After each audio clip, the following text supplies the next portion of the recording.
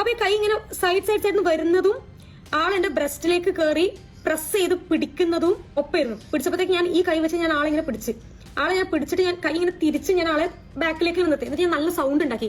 എന്താ തോന്നിയ ദിവസം കാട്ടിയെന്ന് വെച്ചാൽ ഞാൻ നല്ല സൗണ്ട്. ഞാൻ ആ വീഡിയോ ഇപ്പൊ ഞാൻ കാണിക്കാട്ടോ.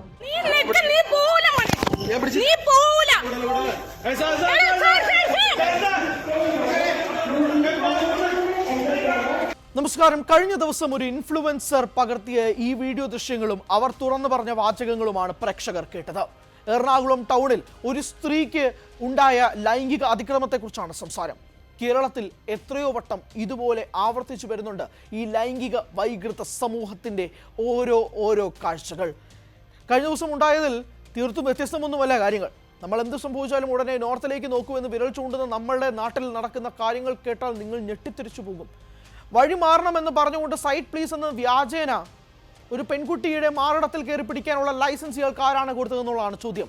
ഈ പെൺകുട്ടി കൃത്യമായ രീതിയിൽ പ്രതികരിക്കുകയും ആ സമയത്ത് തന്നെ അയാളുടെ കൈ പിടിച്ചു മാറ്റുകയും അത് ഒടിക്കുകയും ചെയ്ത സാഹചര്യം ഉണ്ടാകുന്നു. കൈ പിടിച്ച് തിരിച്ചു. അവിടെ നിന്നുകൊണ്ട് അയാൾ ഓടി രക്ഷപ്പെടുന്ന കാഴ്ചയും നിങ്ങൾക്ക് ഈ വീഡിയോയിൽ കാണാം. ഈ പെൺകുട്ടി അയാളുടെ ചിത്രം മറച്ചു വെച്ചുകൊണ്ടാണ് നിന്നത്. അത് പറ്റുന്നും കൊണ്ടല്ല. ആ പെൺകുട്ടി ആ വീഡിയോയിൽ പറയുന്ന കാര്യം എന്താണ്, അയാൾക്കൊരു കുടുംബമുണ്ട്, അയാൾക്കൊരു ഭാര്യയുണ്ട് എന്ന് അയാൾ കെഞ്ചി പറയുകയും ചെയ്തു. അതുകൊണ്ട് താൻ ആ വീഡിയോ പുറത്തുവിടുന്നില്ല, ആ ചിത്രം പുറത്തുവിടുന്നില്ല എന്ന് പറയുമ്പോൾ പോലും ഇതുമായി ബന്ധപ്പെട്ട് കേസ് എടുത്തത് കൊണ്ട് തന്നെ ഇയാളുടെ ചിത്രം പുറത്തു വന്നിട്ടുണ്ട്. ഈ ചിത്രത്തിൽ നിന്നും സജൻ എന്നാണ് ഇയാളുടെ പേര്. ഇയാൾക്കെതിരെ കേസ് ഫയൽ ചെയ്തിരിക്കുകയാണ്. ഈ പെൺകുട്ടിയുടെ ഈ ധീരമായ പ്രവൃത്തിയെ അഭിനന്ദിച്ചുകൊണ്ട് തന്നെയാണ് പ്രേക്ഷകർ രംഗത്തെത്തുന്നത്. കൃത്യമായ രീതിയിൽ അതേ സമയത്ത് തന്നെ ചോദിക്കാനും പ്രതികരിക്കാനും ധൈര്യം കാണിച്ച ഈ പെൺകുട്ടിയുടെ ധൈര്യത്തെ വലിയ രീതിയിൽ തന്നെ സമൂഹ മാധ്യമങ്ങൾ കയ്യടി നേടുന്നുമുണ്ട്. കഴിഞ്ഞ ദിവസങ്ങളിൽ KSRTC ബസ് സ്റ്റാൻഡിൽ, കഴിഞ്ഞ ദിവസം KSRTC വണ്ടിയിൽ, പിന്നീട് റെയിൽവേ സ്റ്റേഷനിൽ, ട്രെയിനിൽ, പ്ലാറ്റ്ഫോമിൽ, എത്രയെത്ര സ്ഥലങ്ങളിൽ ഇതുപോലെ പെൺകുട്ടികൾ ഇതുപോലെ ലൈംഗിക വൈകൃതത്തിന് ഇരയാകുന്നുണ്ട് എന്നുള്ളത് ചോദ്യം തന്നെയല്ലേ. ലൈംഗിക അതിക്രമത്തിന് ഇരയാകുന്ന ഈ സ്ത്രീകൾ അപ്പോൾ പ്രതികരിച്ചില്ലെങ്കിൽ ഉടനെ ചോദ്യം വരും. അപ്പോഴെന്തുകൊണ്ടാണ് ഈ പെൺകുട്ടി മിണ്ടാതിരുന്നത്? എന്തിനാണ് ആ പെൺകുട്ടി മിണ്ടാതിരുന്നത്? ചിലപ്പോൾ വസ്ത്രത്തിൻ്റെ പ്രശ്നമായിരിക്കാം, ചിലപ്പോൾ ആ പെൺകുട്ടിയുടെ നോട്ടമായിരിക്കാം, തുടങ്ങി 100 ചോദ്യങ്ങൾ ഉയർന്ന സമൂഹ മാധ്യമങ്ങളിലെ ചോദ്യചിഹ്നങ്ങളും ഈ പെൺകുട്ടികൾ നേരിടേണ്ടി വരുമെന്നുള്ളതാണ് ഇതിൻ്റെ ഏറ്റവും പ്രധാനപ്പെട്ട കാര്യമെന്ന് പറയുന്നത്.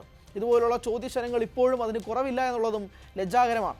അതിനിടെയാണ് പെൺകുട്ടിയുടെ ധീരമായ പോരാട്ടവും കൂടി വരുന്നത്. കൃത്യമായി അതേ സമയത്ത് വെച്ച് തന്നെ അയാളെ പിടികൂടുകയും ചോദ്യം ചെയ്യുകയും ചെയ്തപ്പോൾ വീഡിയോ ഓൺ ആക്കി എന്ന് മനസ്സിലാക്കിയപ്പോൾ ഇയാൾ കുതറി ഓടുകയും അയാൾ റെയിൽവേ സ്റ്റേഷനിൽ നിന്ന് ഓടുന്നതും നമ്മൾ കാണുന്നുണ്ട്. ചുറ്റും നിൽക്കുന്നവരെ കന്താളിച്ച് നോക്കി നിൽക്കുന്നതല്ലാതെ ഈ ഒരു പെൺകുട്ടി ഇയാളെ ചോദ്യം ചെയ്യുമ്പോൾ അയാളെ തടഞ്ഞു നിൽക്കാൻ വേണ്ടിയിട്ട് അവിടെ ചുറ്റുമുള്ള ആരും ഉണ്ടായിരുന്നില്ല എന്നുള്ളതും ലജ്ജാകരം തന്നെയാണ്.